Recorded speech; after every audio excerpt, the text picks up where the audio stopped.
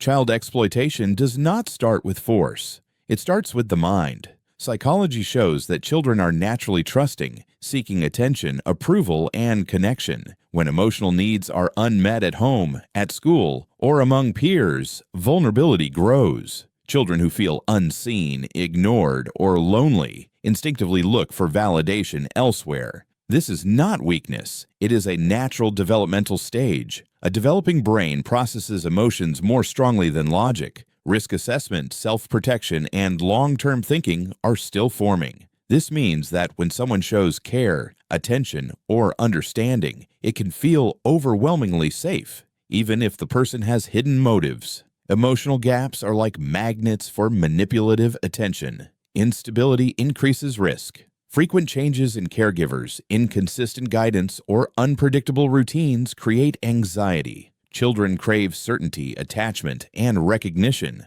When an adult offers all of these, the brain bonds quickly. Loneliness intensifies this effect. Emotional isolation does not require physical solitude. A child can feel alone in a crowd, craving someone to notice them. Dreams and ambitions also make children more open to influence. The desire for success, freedom, or recognition can lead them to trust mentors or guides without question. If boundaries and self-worth are not clearly taught, subtle manipulation can appear normal. Children may follow instructions or keep secrets, believing it is loyalty or trust. Shame and fear of disappointing adults amplify vulnerability. Children often internalize responsibility for discomfort or confusion. Secrecy becomes a coping mechanism. Manipulators rely on this silence. Awareness of emotional vulnerability, teaching boundaries, and providing open communication are critical protective tools.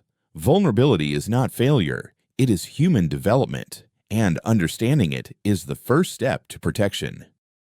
Grooming is a gradual psychological process designed to manipulate trust before introducing control. It begins when someone identifies a child's emotional gaps, such as loneliness, low self-esteem, or a strong need for approval. The manipulator offers attention, praise, and understanding, creating a sense of safety. Neuroscience explains that bonding chemicals like dopamine and oxytocin are released during these interactions, forming emotional attachment before the child recognizes danger. Trust is carefully reinforced. Compliments about intelligence, maturity, or uniqueness increase reliance on the manipulator. The child begins to value the manipulator's opinion above others. Emotional isolation often follows. Subtle comments such as "they don't understand you" or "you're special, unlike anyone else" reduce connections with family or peers. Secrecy is framed as loyalty, making disclosure feel wrong.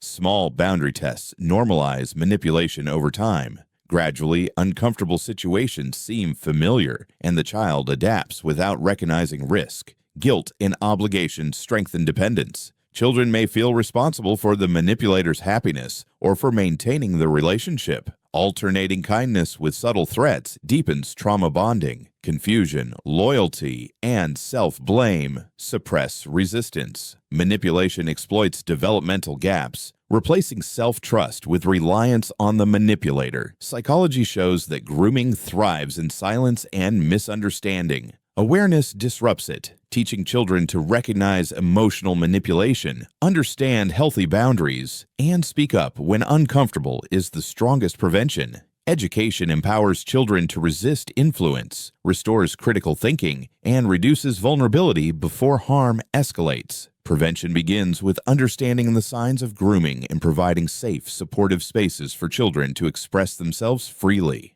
Exploitation relies more on power than force. Psychology shows that children respond strongly to authority, confidence, and perceived expertise. Power works by shaping choices, emotions, and perception. When a child depends on someone for attention, approval, or opportunity, resistance becomes difficult. Gratitude, loyalty, or fear of disappointing the authority figure often replaces judgment and self-protection. Control is reinforced through comparison and isolation. The manipulator positions themselves as uniquely understanding or capable, making the child feel special. Subtle distancing from peers or family narrows the child's perspective, increasing reliance on the manipulator. Predictable rewards, conditional approval, and small boundary violations condition obedience without physical coercion. Psychology explains that gradual adaptation makes harmful behavior feel normal, reducing awareness of risk. Language is a powerful tool of influence. Harmful situations may be reframed as responsibility, maturity, or opportunity. Identity shaping further strengthens control. The child may adopt labels like special, mature, or trusted, making it psychologically difficult to question the manipulator. Alternating hope with subtle fear keeps the child invested, while delayed gratification reinforces compliance over time. Observers often misinterpret compliance as choice, but research shows that power imbalance shapes behavior before harm is visible. Emotional dependence makes resistance psychologically impossible. Awareness and education disrupt this pattern, teaching children that no one earns control over their thoughts, feelings, or body restores autonomy. Early recognition of excessive loyalty, isolation, or fear-based behavior signals unhealthy authority and allows intervention before harm escalates.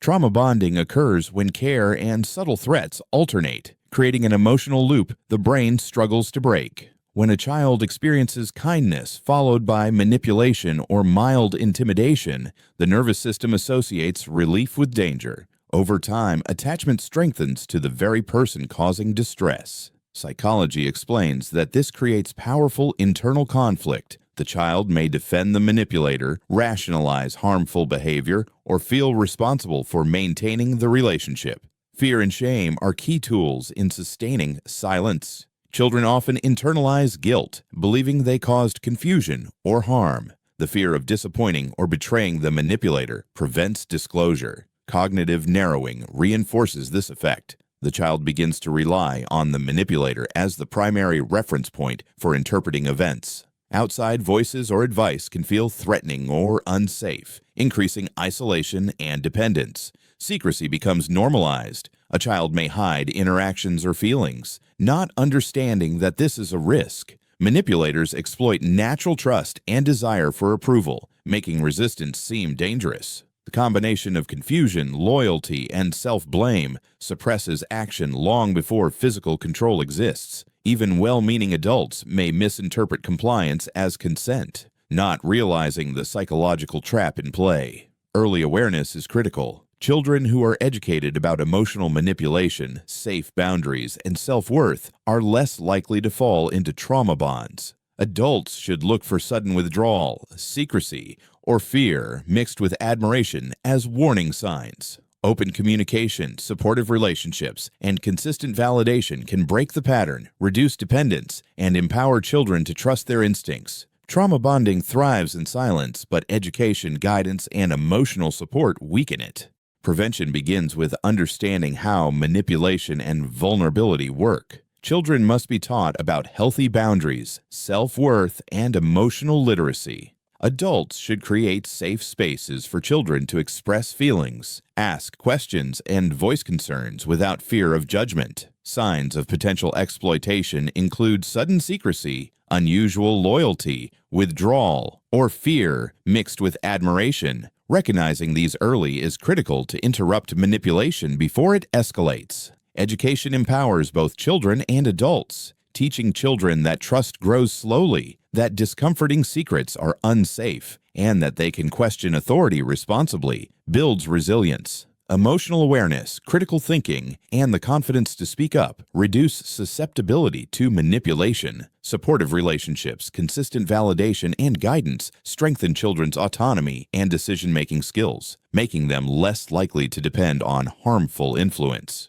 Communities also play a key role. Parents, teachers, and peers must be aware of psychological tactics that exploit emotional gaps. Conversations about emotional safety, consent, and boundaries normalize awareness and reduce shame. Encouraging open dialogue reinforces the idea that asking for help is not a betrayal, but a form of self-protection. Prevention is psychological first. Physical safety follows naturally when children recognize unhealthy patterns. Exploitation is never the child's fault. It thrives on imbalance, secrecy, and misunderstanding. Knowledge and awareness break the cycle. By teaching children about manipulation, monitoring emotional well-being, and fostering trust, adults equip them to recognize danger, assert autonomy, and protect themselves.